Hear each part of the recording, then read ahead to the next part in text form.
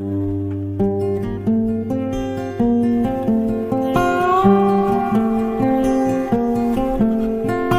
बच्चों, चलते हैं अपन आज की इस कक्षा 10 की आपकी गणित की क्लास में और स्टार्ट करते हैं अपने आगे वाले क्वेश्चनों को हल करते हैं।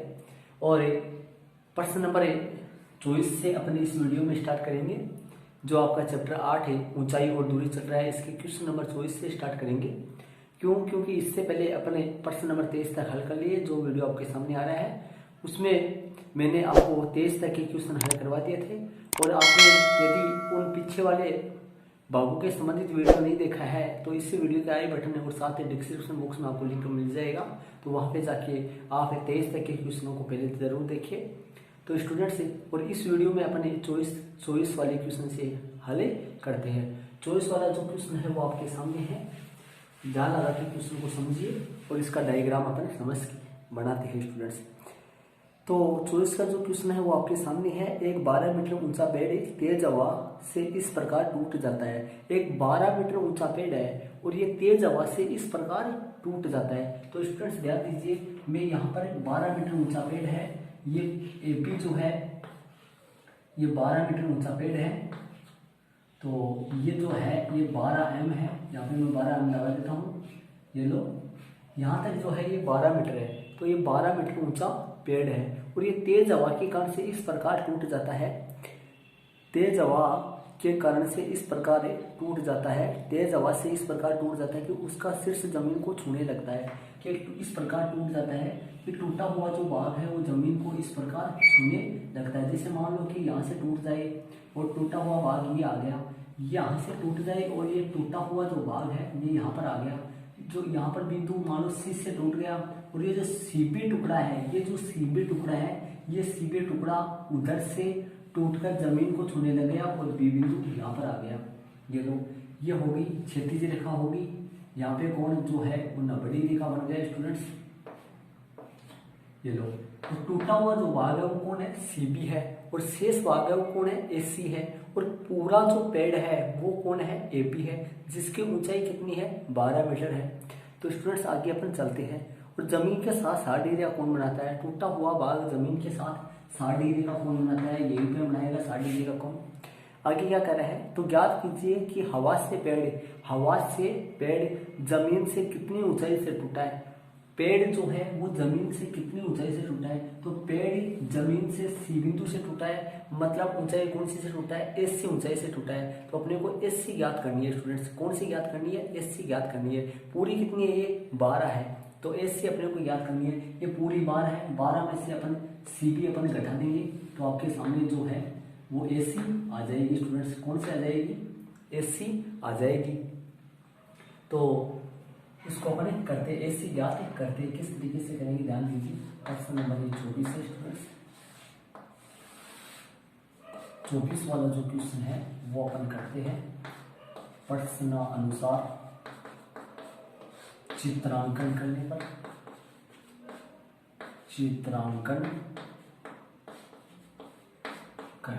प्रश्न के अनुसार चित्रांकन करने पर मतलब चित्र बनाने पर। तो अपन समकोण त्रिभुज ले लेते हैं स्टूडेंट्स। समकोण त्रिभुज BAC में, तो ध्यान दीजिए BAC ले लेते हैं। तो AC अपने को ज्ञात करना है, तो ध्यान दीजिए AC और BC का जो योग है वो अपना 12 है स्टूडेंट्स। AC और BC का योग कितना है, 12 है। चित्र में देख लीजिए आप। और जो बढ़ेगी कौन सी, AP बढ़ेगी। AP कौन है, पूरा पेड़ है। तो यदि अपन AC को मैं ऐसे भी लिख सकता हूँ 12 - BC। AC को अपन ऐसे भी लिख सकता हूँ मैं 12 - 20, क्योंकि अपन 12 में से यदि 20 घटा देंगे तो AC आ जाएगी। या BC को भी अपन ऐसे लिख सकते हैं 12 - AC। 12 - AC अपने को ज्ञात कौन सा करना है, AC ज्ञात करना है। तो अपन इसको लिखेंगे 12 - AC। BC की जगह अपन लगा देंगे स्टूडेंट्स 12 - AC। ये लो, इसकी जगह अपन लगा देंगे 12 - AC लगा देंगे। तो स्टूडेंट्स BC की जगह अपन 12 - AC लगा देंगे। और लेना कौन सा है, AC बटा 12 - AC आपके सामने AC जो है वो L है, 12 - 20 ये कर्ण है, लंब बटा कर्ण हो गया, साइन थीटा हो जाएगा। AC जो है वो AC है, 12 - AC है, तो साइन थीटा का जो मान है स्टूडेंट्स साइन 60 डिग्री है। तो आपके सामने AC बराबर 12 - AC साइन 60 का जो मान है वो √3/2 है। कितना स्टूडेंट्स? √3/2 है साइन 60 का मान। यहाँ से अपने पास AC का मान आ जाएगा स्टूडेंट्स। देखिए हल कर देते हैं। 2AC हो गया और 12 - AC जो है ये गुना होगा किससे? √3 से। 2AC यही है और 12 √3 हो गया और आपके सामने √3AC हो गया। अब यहाँ क्या करते हैं अपन? 2AC यही है और ये √3AC इस तरफ आएगा तो √3AC प्लस का हो गया, सामने 12 √3 हो गया। कितना हो गया? 12 √3 हो गया। अब हल करते हैं स्टूडेंट्स। AC यही है, 2 + √3 है, सामने 12 √3 है। अब यहाँ से AC का जो मान आएगा वो 12 √3 है और बट्टे में कौन लग जाएगा? 2 + √3 लग जाएगा। तो इसका अपन परिमीकरण अपन कर लेंगे। परिमीकरण कर लेंगे, माइनस से गुणा कर देंगे तो ये 2 + √3 है, तो इसको गुणा कर देंगे 2 - √3 से। 2 - √3 से गुणा कर देंगे। इसको हल करेंगे। ध्यान दीजिए, यहाँ से AC बराबर क्या आ जाएगा अपना? AC बराबर हो जाएगा 12 √3 इंटू 2 - √3 हो गया। बट्टे में क्या आएगा? ध्यान दीजिए, 2 + √3 2 - √3, A + B A - B, मतलब A² माइनस B² वाले इस प्रश्न का लगेगी तो आ जाएगा आपका 2 का स्क्वायर 4 हो गया, 4 - 3 4 - 3 हो गया। तो AC बराबर हो गया √3 को √3 से गुणा करेंगे तो 3 आएगा और 2 का वर्ग 4 आएगा इस तरीके से। तो 12 √3 इंटू 2 - √3 बटा में कितना आएगा? 1 आ जाएगा। तो 1 आ जाएगा। 1 का कोई मतलब नहीं होता है, मतलब करने का मतलब मेरा ये होता है कि बट्टे में 1 रहने का मतलब हुआ 1 का इसमें भाग देंगे तो ये आएगा 12 √3 और गुणा कर देते इसको। 12 √3 को 2 से गुणा कर देता हूँ। 12 √3 को 2 से 12 × 24 √3 हो गया और 12 √3 को 3 से गुणा करता हूँ तो √3 को √3 से 3 हो जाएगा। 12 किया 36 हो गया। देखो √3 को √3 से गुणा करेंगे 3 हो गया, 12 × 24 12 3 36 हो गया। तो आपके सामने इसको हल करेंगे तो आगे क्या आएगा? AC बराबर 24 √3 का मान 1.732 है, माइनस में 36। √3 का मान 1.732 क्वेश्चन में आपको नहीं दे रखा है, सॉरी क्वेश्चन में दे रखा है आपको, तब मैंने √3 का मान लगा दिया। और यदि नहीं भी दे रखा हो तो यहाँ पर ऐसी स्थिति में यह आंसर नहीं होगा इतना बड़ा, इसको हल करना पड़ेगा, इसलिए अपने को √3 का मान मैंने लगा दिया। तो अब इसको हल कर देंगे कैसे? AC का बराबर AC बराबर कितना आएगा? 24, इसको गुणा कर देते हैं 1.732 को अपन 24 से गुणा कर देते हैं तो 4 दूनी 8 हो गया, 4 3 12 क्लियर होगी और 4 7 28 और 29 असलिए तो होगी 6 हो गया और 2 दूनी 4 हो गया, 2 3 6 7 दूनी 14 असलिए 1 होगी 3 हो गया, 8 हो गया, 6 हो गया, 5 हो गया, 10 11 हो गया, 4 हो गया। पॉइंट कितने पे लगेगा? 3 पे लगेगा। तो आपके सामने 41.56 5 6 8 आ गया, इसमें से अपन 36 माइनस कर देते हैं। 5 6 8 आ गया, 36 इसमें से अपन माइनस कर देते हैं। जो आएगा वही AC आएगी, मतलब AC वही आएगी और कुल जो पैड है वो 12 मीटर का था, ध्यान रहे।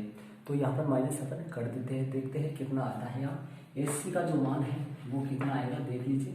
41 में से अपन घटाएंगे तो ये होगा स्टूडेंट्स 5 6 8, तो वैसा का वैसा रहेगा। 41 में से 36 रहेंगे तो 11 में से 6 जाएगा तो 5 बच जाएगा। कितना? 5। तो ये आपके सामने आ चुका है। अतः वाली लाइन अपन लिख देते हैं स्टूडेंट्स, ध्यान दीजिए। अतः पैड प्रश्न में क्या पूछा था उसी हिसाब से लिखेंगे। अतः पैड जमीन से कितनी ऊंचाई से टूटा है? अतः पैड जो है वो जमीन से कितनी ऊंचाई से टूटा है वो अपने को लिखना है। यहाँ लिख देते हैं अपन। अतः पैड जमीन से AC बराबर कितना हो गया? 5 AC बराबर 5.56 5 6 ये 8 है, 8 है तो स्टूडेंट्स दशमलव का जो तीसरे अंक, दशमलव के बाद में तीसरा जो अंक है उसमें नियम होता है यदि वो 5 से अधिक हो तो वो अंक कट जाता है और दूसरे अंक में एक जुड़ जाता है। तो इसका जो आंसर है 5 6 8 5 6 अपन ये हो जाएगा 5 7 हो जाएगा, 5 7 हो जाएगा कि ये 8 है तो 8 तीसरा अंक अपन हटा देते हैं और तीसरे अंक को हटाकर दूसरे अंक में 1 जोड़ देते हैं तो ये 5.57 हो गया, 7 मीटर। तो ये हो गया स्टूडेंट्स आपका आंसर हो गया। क्या लिखा है, आता है पेड़ जमीन से AC बराबर 5.57 मीटर से टूटा है। ये हो गया स्टूडेंट्स। तो पेड़ जो है वो जमीन से कितनी ऊंचाई से टूटा है, 5.57 मीटर की ऊंचाई से टूटा है। तो 5.57 मीटर की ऊंचाई से अपना पेड़ ये टूटा है। तो इसका आंसर आ गया 5.57। इसके जो है लगभग लगा देना जिससे ये आंसर जो है वो रॉन्ग भी हो तो सही माने होगा। ये आगे वाला जो आंसर है स्टूडेंट्स, ये पॉइंट के बाद वाला संख्या है ना ये अलग आ जाता है, जिससे यहाँ पे क्या लगा देते हैं लगभग। अतः पेड़ जमीन से AC बराबर 5.57 मीटर की 5.5 मीटर से टूटा है, की ऊंचाई से टूटा है, या ऐसे लिख देते हैं की ऊंचाई से टूटा है। ये हो गया स्टूडेंट्स की ऊंचाई से टूटा है। तो ये आपका प्रश्न नंबर 24 हो गया। तो पेड़ कुल कितना ऊंचा था, 12 मीटर था। अब ये कितनी ऊंचाई से टूटा है, AC ऊंचाई से टूटा है। तो ये जो है अपनी ये कितनी है 5.57 और जो शेष है वो नीचे टूटकर जमीन को छूने लगता है। तो मैंने AC ज्ञात की है। तो मैंने देखो यहाँ पर जो लिखा है 12 - AC, ये किसकी जगह रखा है 12 - AC, ये रखा है BC की जगह। देखो AC तो है लंब और ये जो है कर्ण का नाम स्टूडेंट्स BC है। कौन है, BC है। तो BC का मैंने मान क्या रख दिया, मैंने 12 - AC। BC की जगह ये AC बटा BC है, मैंने एक लाइन नहीं लिखी, सीधा कर दिया मैंने AC बटा BC और BC की जगह 12 - AC हो गया।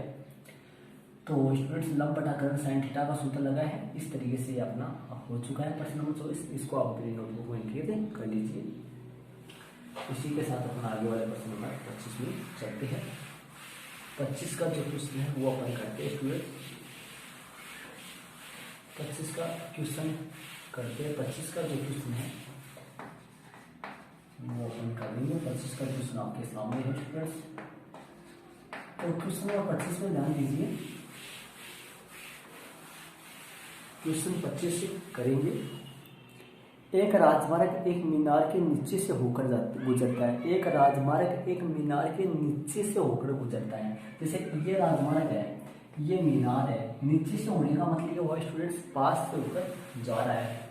कहाँ से होकर जा रहा है, पास से होकर जा रहा है। जैसे ये राजमार्ग है, ये मीनार है, इसके पास से राजमार्ग मतलब जा रहा है और पास में इसके मतलब राजमार्ग जो है उसके किनारे पे कोई मीनार खड़ी हुई है। इसका मतलब होता है पास से गुजरना, नीचे से होकर गुजरना।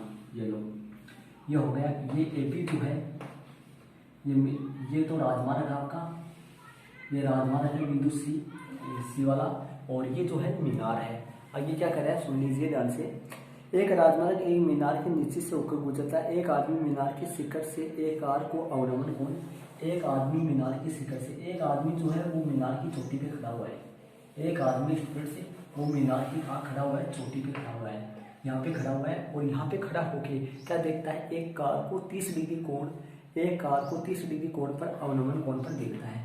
कार मान लो C बिंदु पर है, ये लो कार यहाँ पर स्टूडेंट्स कौन से बिंदु पर है, कार C बिंदु पर है, और C बिंदु पर कार है C बिंदु पर, और यहाँ पर 30 डिग्री अवलंबन कोण पर देखता है। तो अवलंबन कोण पर यहाँ पर से देखेगा वो, तो स्टूडेंट्स यहाँ पे बनेगा वो कोण, कितना डिग्री बनेगा, 30 डिग्री बनेगा। तो कार को 30 डिग्री अवलंबन कोण पर देखता है। कहाँ पर है आदमी, मीनार की चोटी पे है और 30 डिग्री अवलंबन कोण पर देखता है।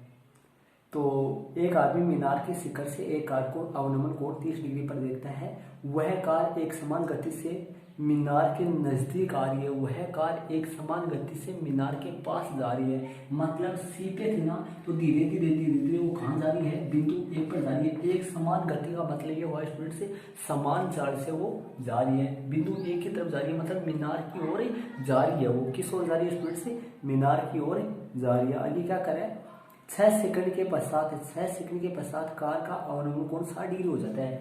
6 सेकंड के पश्चात मान लो डी बिंदु पर आ जाएगा, डी बिंदु पर वो कार आ जाएगी और ये जो दूरी है सीधी, ये स्टूडेंट्स 6 सेकंड की दूरी है। किसकी दूरी है, ये 6 सेकंड की दूरी है। और 6 सेकंड के बाद ये कार डी बिंदु पर आ जाएगी और 6 सेकंड के बाद कार का अवनमन कोण जो है वो 60 डिग्री हो जाता है। 6 सेकंड के बाद यदि वो आदमी रिटर्न इस कार को दोबारा इस कार को देखता है तो अवनमन कोण कितना डिग्री पता है, 60 डिग्री पता है। ये 60 डिग्री तो स्टूडेंट्स ये भी 60 डिग्री होगा क्योंकि ये एकांतर कोण बनता है। तो अवनमन कोण दोबारा कितना डिग्री पता है, वो 60 डिग्री पता है। तो कार कितने समय में मीनार के नीचे से होकर गुजर जाएगी, कार कितने समय में मीनार के नीचे से होकर गुजर जाएगी।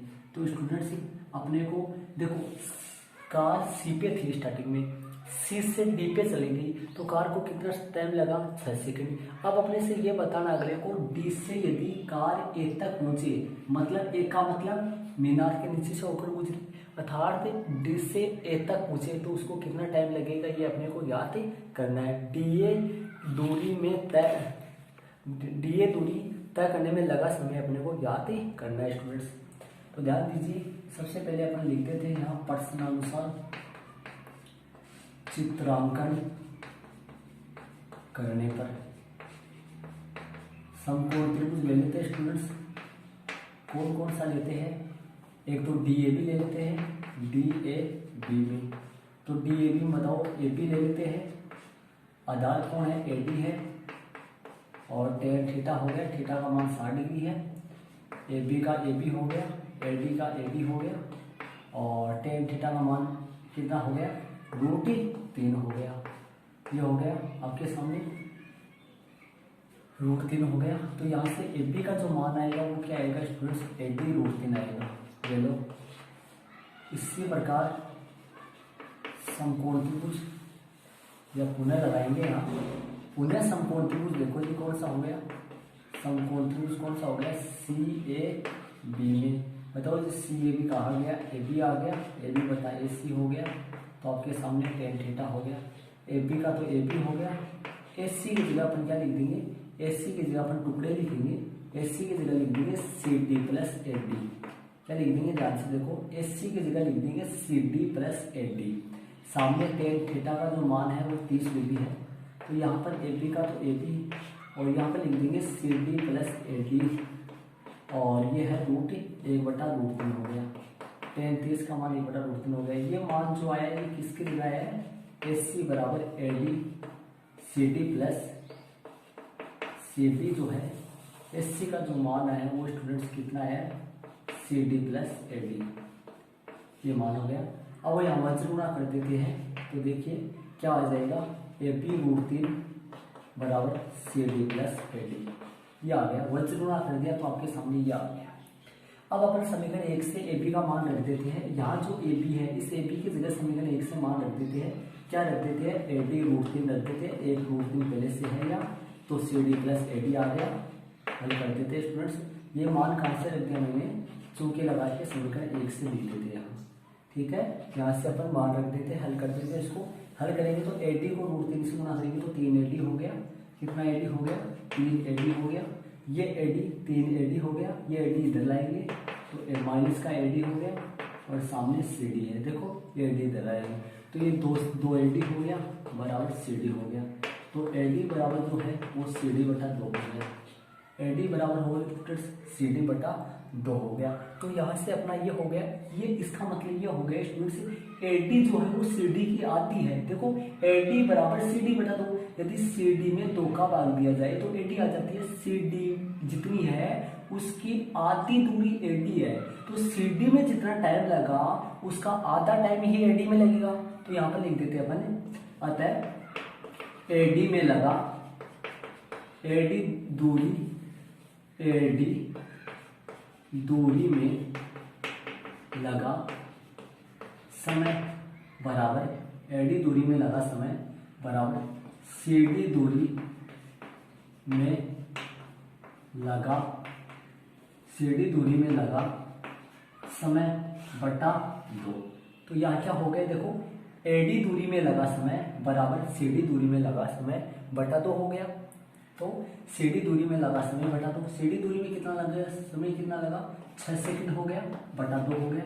तो आपके सामने जो एडी दूरी में समय लगा वो कितना हो गया, 3 सेकंड हो गया, आता है 3 सेकंड। एडी दूरी तय करने में 3 सेकंड का वक्त लगेगा, कितना लगेगा, एडी दूरी तय करने में 3 सेकंड का वक्त लगेगा। एडी दूरी तय करने का मतलब ये हो गया, कार डी पे थी और कार ए पे पहुंचते ही कार मीनार के नीचे से होकर ही गुजर जाएगी। तो अपने से पूछा क्या है, कार मीनार के नीचे से होकर कितने समय में गुजर जाएगी, अतः 3 सेकंड में कार मीनार से, अतः वाले लाइन अपन लिख देते हैं, अतः 3 सेकंड में कार मीनार के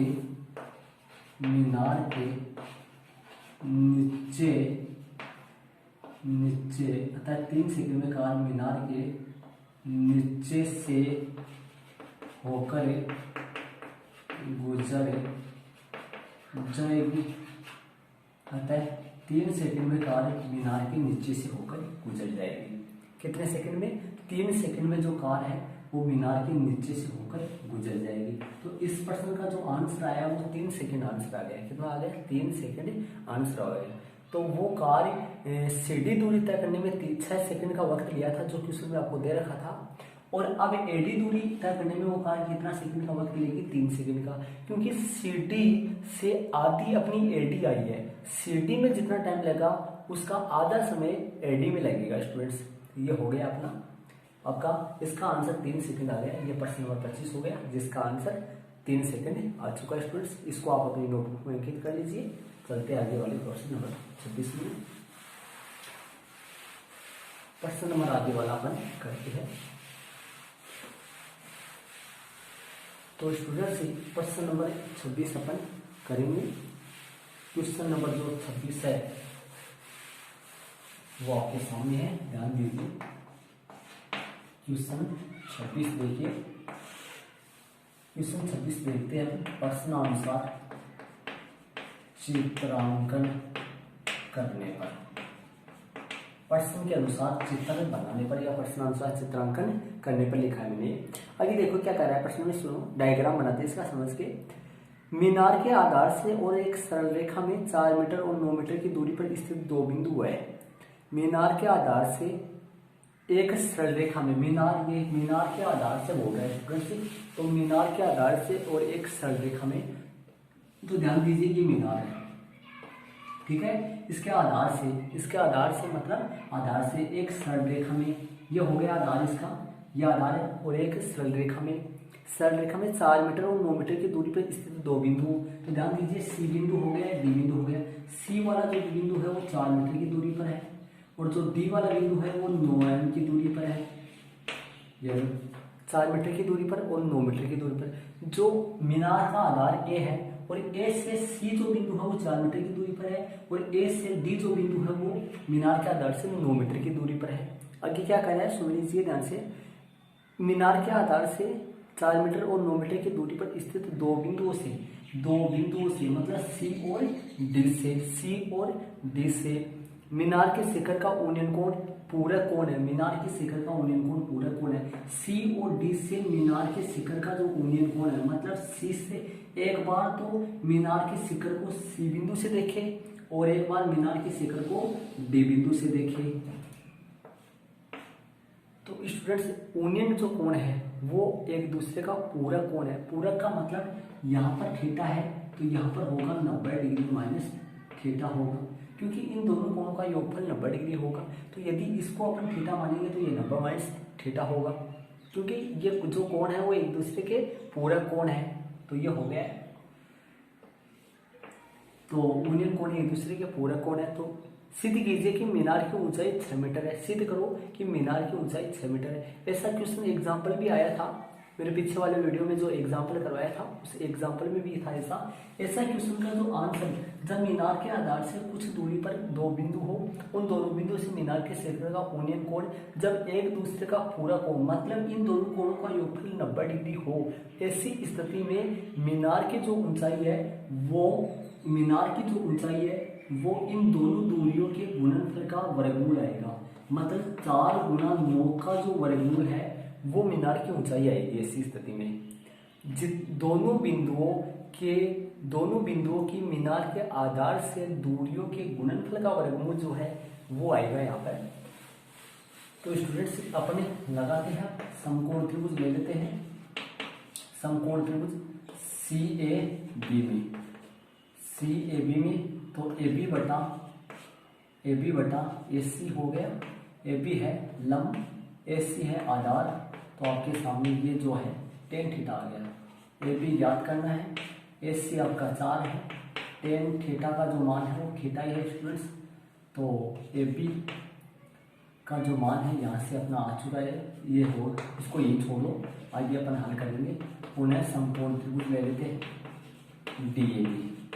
कौन सा ले लेते हैं स्टूडेंट्स? DAB में। तो DAB में AB ले लेते हैं, AB बटा AD हो गया, तो आपके सामने tan थीटा हो गया वापस। तो AB का AB है और AD का मान 9 है। AD पूरी कितनी है? 9 है। tan थीटा का जो मान है वो आपके सामने 90 डिग्री माइनस थीटा है, तो AB बटा 9 है बराबर। यहाँ पर जो सूत्र लगेगा वो स्टूडेंट्स कोट थीटा लगेगा। कोट थीटा सूत्र क्यों लगेगा? क्योंकि tan 90 डिग्री माइनस थीटा जो होता है students, tan 90 degree minus theta होता है वो आपके सामने कोट थीटा होता है स्टूडेंट्स। क्या होता है? कोट थीटा होता है। tan 90 डिग्री माइनस थीटा बराबर होता है कोट थीटा। क्या होता है? Cot theta. तो ये समीकरण आपका 2 हो गया। तो आप ध्यान दीजिए, समीकरण 1 और 2, समीकरण 1 और 2 को गुणा कर दीजिए। समीकरण 1 वो है 2 को गुणा करने पर, क्या करने पर स्टूडेंट्स? गुणा करने पर। समीकरण 1 और 2 को अपन गुणा कर देते हैं। कैसे गुणा करेंगे? ध्यान दीजिए, AB बायां पक्ष को बायां से गुणा करेंगे और दायां पक्ष को दाएं से गुणा करेंगे। तो देखिए AB बटा 4 इनको गुणा करेंगे AB बटा 9 से, AB बटा 9, और सामने tan थीटा जो है वो गुणा होगा किससे? कोट से। कोट हो गया, तो ये हो गया AB स्क्वायर बटा 36 हो गया, और सामने इन दोनों का गुणनफल कितना होता है? 1 होता है। चूंकि tan theta dot cot theta बराबर 1 होता है स्टूडेंट्स, तो यहाँ से AB स्क्वायर बराबर कितना होगा? 36 होगा। तो AB बराबर कितना होगा स्टूडेंट्स? √36 होगा। AB बराबर होगा प्लस माइनस 6। लेकिन दूरी कभी क्या नहीं होती है? ऋणात्मक नहीं होती है। ऊंचाई दूरी ये कभी ऋणात्मक नहीं होती है, तो -6 नहीं आएगा, 6 आएगा। तो यहाँ से 6 आएगा, तो AB बराबर क्या हो गया? 6 मीटर। अतः वाली लाइन लिख देते हैं। अतः मीनार की जो ऊंचाई है, मीनार की ऊंचाई है वो कितनी आ गई? अतः वाली लाइन में लिख देते हैं। अतः मीनार की जो ऊंचाई है वो कितनी आ गई स्टूडेंट्स? अतः